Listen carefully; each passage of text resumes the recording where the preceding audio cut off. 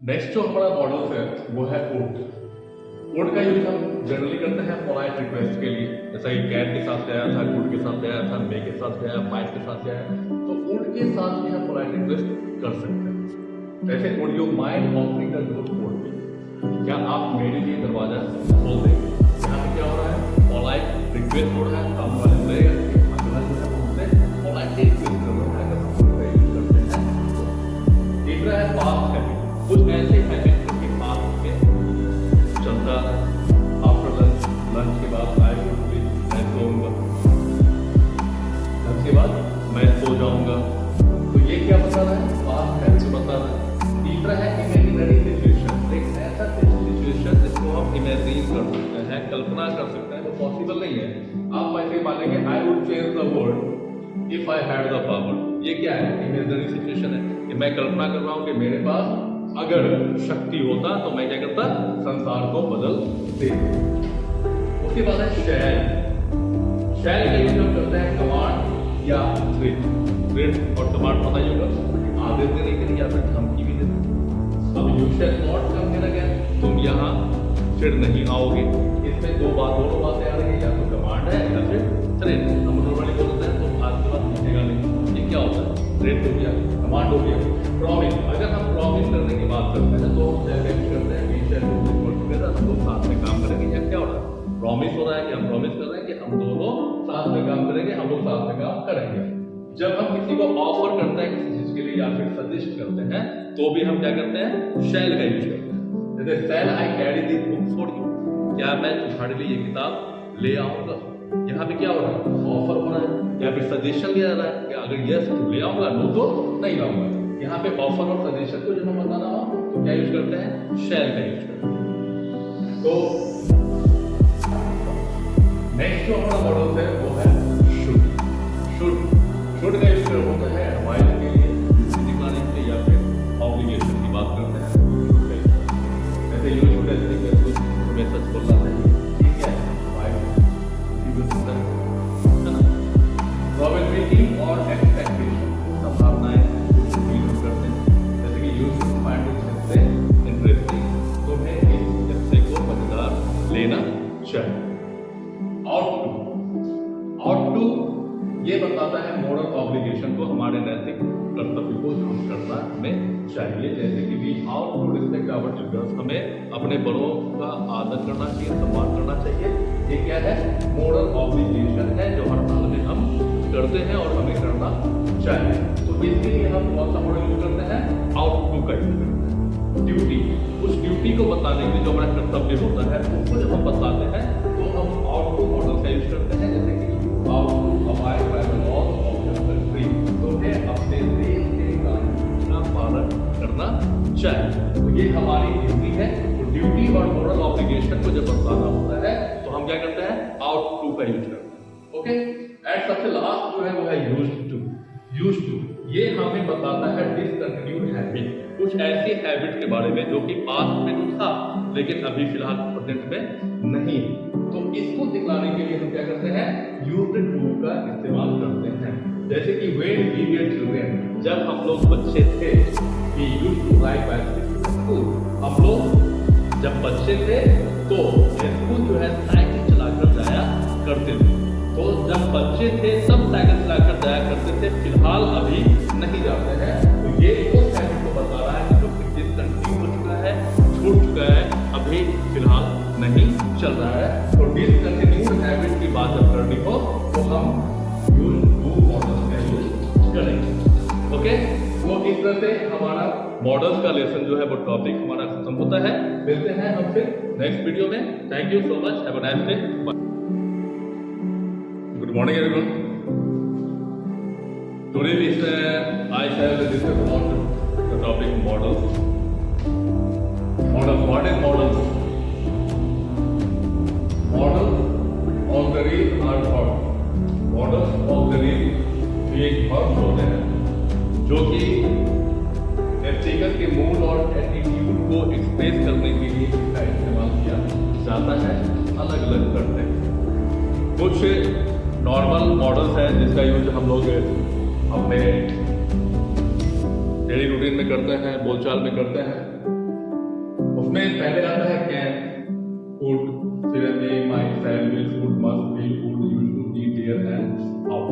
ये कुछ ऐसे मॉडल्स हैं जिसका इस्तेमाल हम रेगुलर करते ही रहते हैं।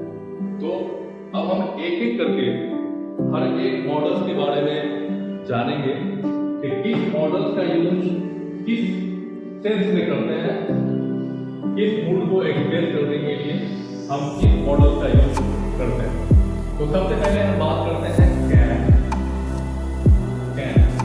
कैन का पहला इस्तेमाल है एबिलिटी बताने के लिए, दूसरा है पॉसिबिलिटी जिसको हम लोग संभावना भी कहते हैं, और तीसरा है इम्पॉसिबिलिटी, संभवता होगी। एक हो गया जो ये संभवता है,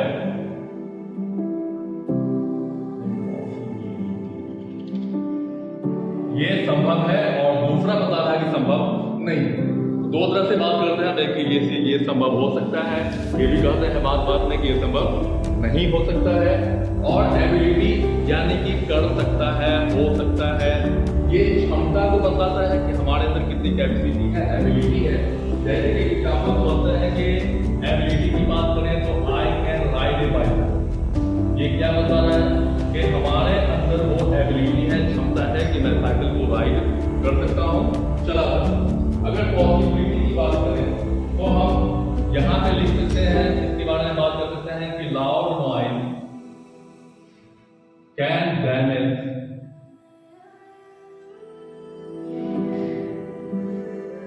वंस ईयर। तेज शोर जो है किसी के कान को डैमेज कर सकती है, ये क्या है, पॉसिबिलिटी है।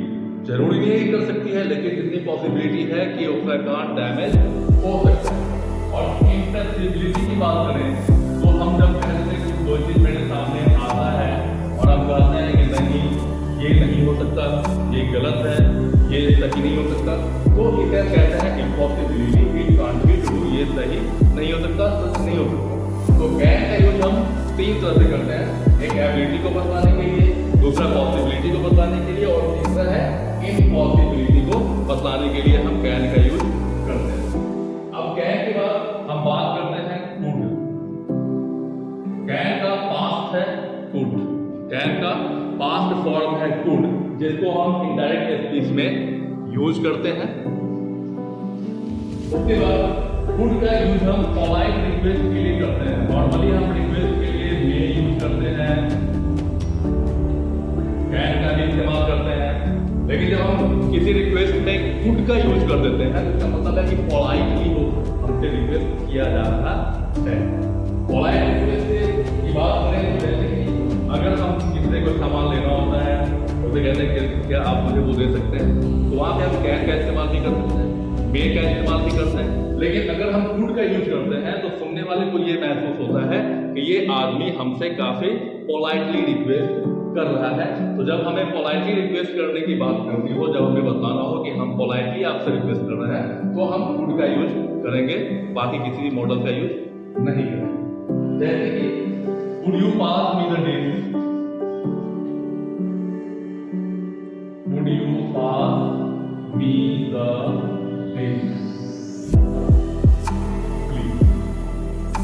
अब इस सेंटेंस से ये पता चल रहा है कि बोलने वाला काफी हम्बल रिक्वेस्ट कर रहा है, काफी पोलाइट रिक्वेस्ट कर रहा है, तो इसने क्या किया, कुड का इस्तेमाल किया, could you pass me the dish. ठीक है, तीसरी की बात करें तो ये पास एबिलिटी को भी इंडिकेट करता है। पास एबिलिटी यानी कि पास में हमारे अंदर कुछ क्षमता थी। जब मैं 5 साल का था तो कबड्डी खेल सकता था। ये उस बात को बताया जा रहा है कि पास्ट में जब मैं 5 साल का था, जब मैं 5 वर्ष का था, तब मैं ये काम कर सकता था। तो पास्ट की एबिलिटी को बताने के लिए हम क्या करते हैं, कुड का इस्तेमाल करते हैं। जैसे we could climb on the tree when I was 10 years old. मतलब कि मैं आम के पेड़ पे या किसी भी पेड़ पे मैं चढ़ सकता था। जब मैं 10 साल का था तो मैं पेड़ पे चढ़ सकता था, अब मैं चढ़ नहीं पाता। तो ये सेंटेंस बता रहा है पास्ट एबिलिटी को, कि हमारे अंदर कौन सी एबिलिटी थी जो पास्ट में थी, प्रेजेंट में मौजूद नहीं है। तो जब हम इसकी बात करते हैं तो हम क्या करते हैं, कुड का इस्तेमाल करते हैं। That's clear. इसके बाद नेक्स्ट जो हमारा है वो है मे। मे का इस्तेमाल हम में से अक्सर को पता होता है। नॉर्मली हम लोग क्लास में स्कूल में इस्तेमाल करते हैं, नहीं तो जिससे हम ये नॉर्मली जानते हैं कि हम अनुमति लेते हैं, अनुमति देते हैं। मैं आई कम इन सर, यस यू में।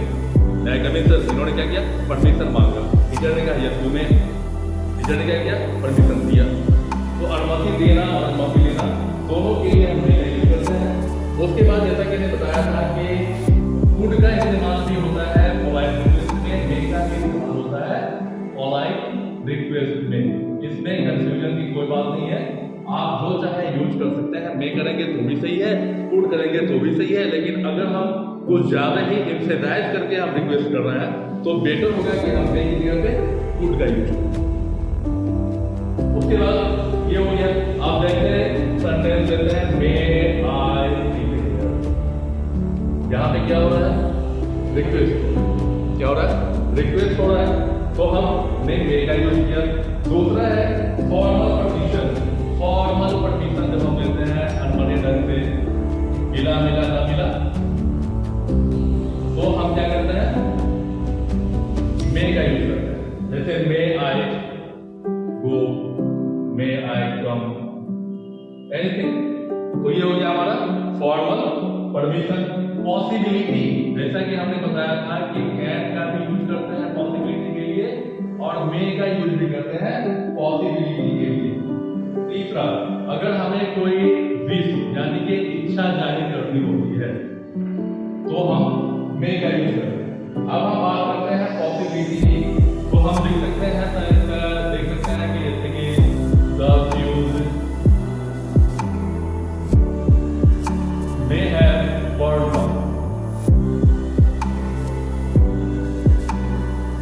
ये क्या है, पॉसिबिलिटी है।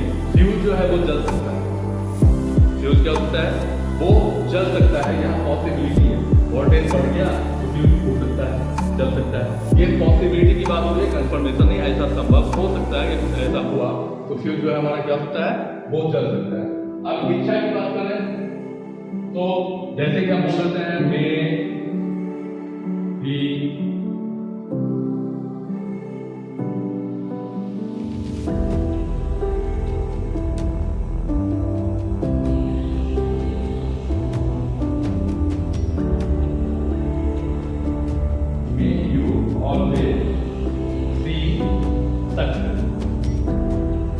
मेरी इच्छा है कि तुम हमेशा सफल हो, या फिर तुम हमेशा सफलता का मुंह देखो, सफलता से तुम्हारा हमेशा सामना होता रहे। तो ये विश है, किसी की इच्छा है, तो अपनी इच्छा को जब हम जाहिर करते हैं तो भी हम क्या करते हैं, मे का यूज करते हैं। That's clear. मे के बाद अगर हम माइट की बात करें तो might just like may past form of May. Might क्या है, मे का पास्ट फॉर्म।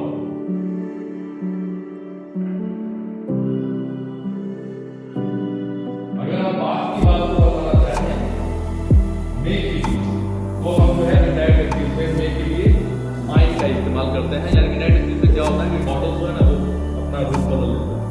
डायरेक्ट अगर कैश है तो फूट हो जाता है, टायर तो फूट हो जाता है, फिल्म है तो फूट हो जाता है। तो इस तरह से मे किसे बदल जाता है, माइट बदल जाता है।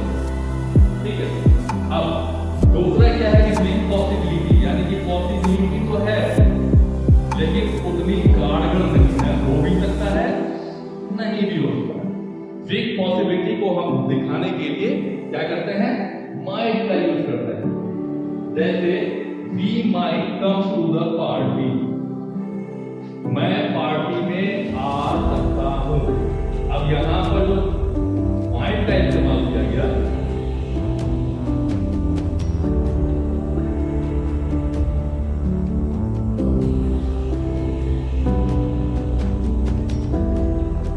तो यहाँ जो we might come to the party बताया जाएगा। क्वेश्चन डालने को बोलता है कि we might come to the party, इसका मतलब है कि वो पार्टी में आ भी सकता है, नहीं भी आ सकता है, मतलब कि आने की संभावना बहुत ही कम है, संभावना पॉसिबिलिटी आने की कम है। तो हम क्या करते हैं कि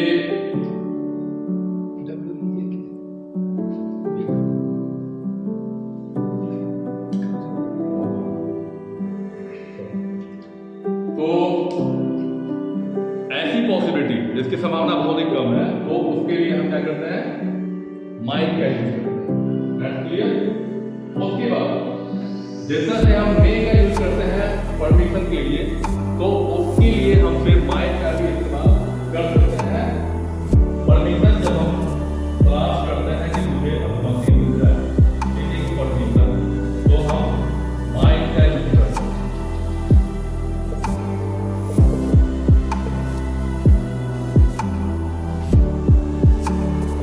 नॉर्मली हम क्या करते हैं, माइक का इस्तेमाल बहुत ही कम नहीं के बराबर करते हैं।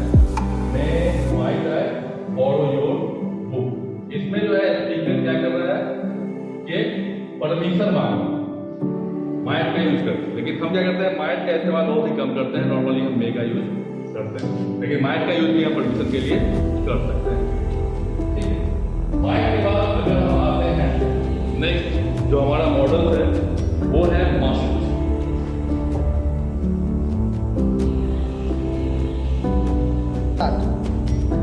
नेक्स्ट जो हमारा मॉडल है वो है मस्ट। मस्ट का वैसे मीनिंग तो चाहिए होता है, ठीक है, और लेकिन जब हम मस्ट का इस्तेमाल करते हैं तो वो क्या आता है कि नेसेसिटी में आता है, मतलब काफी जरूरी है। तो हम क्या करते हैं, मस्ट का यूज करते हैं नेसेसिटी बताने के लिए, जैसे कि you must see A doctor, तुम्हें अवश्य डॉक्टर से मिलना चाहिए। यहाँ पे कहने का मतलब यह है कि तुम्हें अब डॉक्टर की जरूरत है, बिना डॉक्टर के पास गए हुए तुम ठीक नहीं हो सकते। तो नेसेसिटी को बताने के लिए हम किस मॉडल का यूज करते हैं, मस्ट का यूज करते हैं।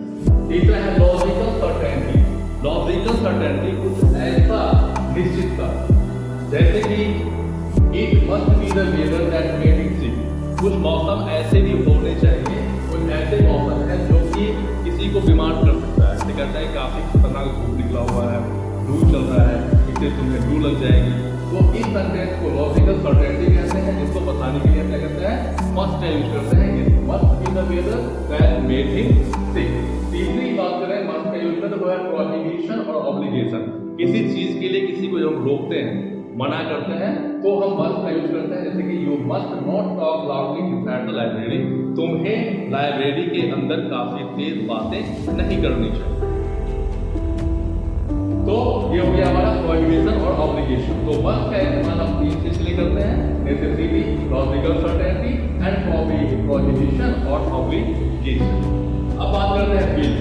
विल को जैसा कि हमने बताया था कि फ्यूचर में इस विल का क्या है, वो विल फ्यूचर का ऑक्सिलरी वर्ब, हेल्पिंग वर्ब है, लेकिन विल एक मॉडल वर्ब भी है, जो कि जब मॉडल वर्ब के रूप में आता है तो हमें ये क्या बताएगा, डिटरमिनेशन और विलिंगनेस, हमारी इच्छा, हमारे इरादे की बात करता है। जैसे सेंटेंस से बोलता है कि I will help him finish the task. अब यहाँ पे आई के साथ विल इस्तेमाल किया गया, लेकिन टेंस में क्या है फ्यूचर में कि आई के साथ शैल लगता है और यू के साथ विल लगता है। आई के साथ शैल, बाकी के साथ विल लगता है, लेकिन यहाँ पे विल का यूज किया गया। यहाँ पे विल का यूज किया गया, मतलब कि इस सेंटेंस को इसने क्या किया, एम्फेसाइज कर दिया, एम्फेटिक बना दिया, काफी जोरदार बना दिया कि मैं अवश्य उसकी मदद करूंगा उसके काम को पूरा होने में। यहाँ पे क्या सेंटेंस से शो हो रहा है, डिटरमिनेशन और विलिंगनेस। तीसरा है फॉर्म रिक्वेस्ट, काफी जोरदार हम रिक्वेस्ट कर रहे हैं। इस रिक्वेस्ट को ऐसा रिक्वेस्ट बार बार नहीं कहते हैं कि प्लीज प्लीज प्लीज प्लीज तो कर दीजिए ना, प्लीज कर दीजिए, ये क्या हो जाएगा, काफी एम्फेसाइज करना होगा, तो हमें बार बार प्लीज बोलने की जरूरत नहीं है। अगर हम विल का इस्तेमाल करते हैं तो सामने वाला समझ जाएगा कि इसका जो रिक्वेस्ट है ना वो क्या है, फॉर्म रिक्वेस्ट है, और वो हमारी बात को ज्यादा सीरियसली होकर के सुनेगा या फिर लेगा। जैसे कि will U turn down the volume of the television. अब हम बैठे हुए टेलीविजन काफी तेज आवाज बज रही है और हम बोले आवाज कम करो, इट्स नॉट कंप्लीट मैनर, ये बैड मैनर है, इस तरह से बात नहीं कर सकते। लेकिन अगर हम इसको बोलते हैं कि क्या तुम टेलीविजन की आवाज कम कर दोगे, तो सुनने सुनने वाले को भी लगेगा कि हाँ भैया ये रिक्वेस्ट कर रहा है, इसकी बात को मान होनी चाहिए। तो हम जब इंग्लिश में इस चीज को बात करेंगे, जब हम बताएंगे तो हम क्या यूज करेंगे, विल का यूज करेंगे। Will U turn down the volume of the television. सामने वाला समझ जाएगा कि बच्चा जो है कोई भी आदमी क्या कर रहा है, फॉर्म रिक्वेस्ट कर रहा है, तो वो आसानी से और प्यार से मेरी बात को मान करके उसको फॉलो करेगा। अब हम बात करते हैं तीसरा जो विल का यूज होता है वो इन्विटेशन के लिए। इन्विटेशन तो पता ही होगा, कोई ऐसा नहीं बचा जिसको इन्विटेशन के मतलब नहीं होता हो, आमंत्रित करना, निमंत्रण देना। तो अब इस सेंटेंस में जब इसको इनवाइट करते हैं, किसी के लिए आमंत्रित करते हैं, निमंत्रित करते हैं, तो हम विल का इस्तेमाल करते हैं। जैसे will you have another piece of a cake. यहाँ पे क्या हो रहा है, कोई आदमी सामने वाले से इसको इनवाइट कर रहा है, क्या आप दूसरा टुकड़ा लेंगे? ये क्या हो गया, इन्विटेशन है, तो आमंत्रित कर रहा है किस लिए, दूसरा टुकड़ा लेने के लिए नहीं, या फिर उसके बाद चौथा है एजम्पशन और प्रोबेबिलिटी, संभावना। इस चीज को भी दिखाने के लिए एक ऐसी संभावना जो कि हो सकती है, you will meet an extent of hurry. अगर तुम जल्दबाजी करते हो तो क्या हो जाएगा, तुम्हारा एक्सीडेंट हो जाएगा। ये क्या है, प्रोबेबिलिटी है कि अगर आप तेज चलते हैं, फास्ट बाइक चलाते हैं, कार चलाते हैं, तो क्या होगा, आपका एक्सीडेंट हो सकता है, हो जाएगा। तो एजम्पशन और प्रोबेबिलिटी दोनों सेम वर्ड है। इसको दिखाने के लिए हम क्या करते हैं, विल का यूज करते हैं। Good morning everyone. Today I will discuss transitive and intransitive. Transitive verb और इंट्रांजिटिव वर्ब में क्या डिफरेंस है, बस हमें आज देख करना है। तो पहले बात करते हैं ट्रांजिटिव वर्ब की। A verb that requires an object to complete its meaning is said to be used transitively and is known as a transitive verb. मतलब क्या होता है कि वो verb जिसको एक ऑब्जेक्ट की जरूरत पड़ती है अपने मीनिंग को कंप्लीट करने के लिए, उस verbs को हम कहते हैं transitive verb। जैसे कि the tailor has stitched the skirt, tailor skirt सिला। अब यहाँ पर अगर हम सेंटेंस को यहीं पे स्टॉप कर देते हैं, द टेलर हैज स्टिच्ड, तो अब क्वेश्चन आता है स्टिच्ड व्हाट स्टिच्ड, क्या सिला। आंसर की जरूरत पड़ती है मीनिंग को कंप्लीट करने के लिए, जो कि हमें वो ऑब्जेक्ट ही दे सकता है, जो कि यहाँ स्कर्ट। तो यहाँ से जो वर्ड स्टिच्ड है इसको हम बोलेंगे ट्रांजिटिव वर्ब, क्योंकि इसे अपने मीनिंग को कंप्लीट करने के लिए ऑब्जेक्ट की जरूरत पड़ी, और वो ऑब्जेक्ट है द। तो जिस वर्ब को अपने मीनिंग को समझाने के लिए ऑब्जेक्ट की सहायता लेनी पड़ती है, उस वर्ब को हम कहते हैं ट्रांजिटिव वर्ब। दूसरा है इंट्रांजिटिव वर्ब, जस्ट इसका अपोजिट है, a verb that does not require an object to complete its meaning is said to be used transitively and is known as an intransitive verb. मतलब कि जिस verb को object की जरूरत नहीं पड़ती है अपने मीनिंग को एक्सप्लेन करने के लिए, समझाने के लिए, उस वर्ब को कहते हैं इंट्रांजिटिव। जैसे कि आई एट क्विकली, मैं तेजी से खाता था, क्या मैंने तेजी से खाया। अब यहाँ पर अगर हम क्विकली ना भी दें तो भी quickly just it's not a object, it's a adverb. तो यहाँ देख रहे हैं कि सेंटेंस में कोई ऑब्जेक्ट नहीं है, अपनी मीनिंग को कंप्लीट करने के लिए इसे जरूरत नहीं पड़ी है। तो यहाँ पर जो एड है इसे हम बोलेंगे इंट्रांजिटिव वर्ब। यानी कि इंट्रांजिटिव वर्ब वो होता है जो बिना ऑब्जेक्ट के सेंटेंस में आता है, फिर भी वो अपने मीनिंग को एक्सप्लेन कर पाता है, वो समझा देता है कि क्या कहना चाह रहा है, लेकिन ट्रांजिटिव वर्ब को ऑब्जेक्ट की जरूरत पड़ती है अपने मीनिंग को समझाने के लिए। तो ये था हमारा ट्रांजिटिव और इंट्रांजिटिव वर्ब। बस इसमें इतना ही है, फिर हम मिलते हैं अपने नेक्स्ट लेसन में। तब तक के लिए good bye, have a nice day.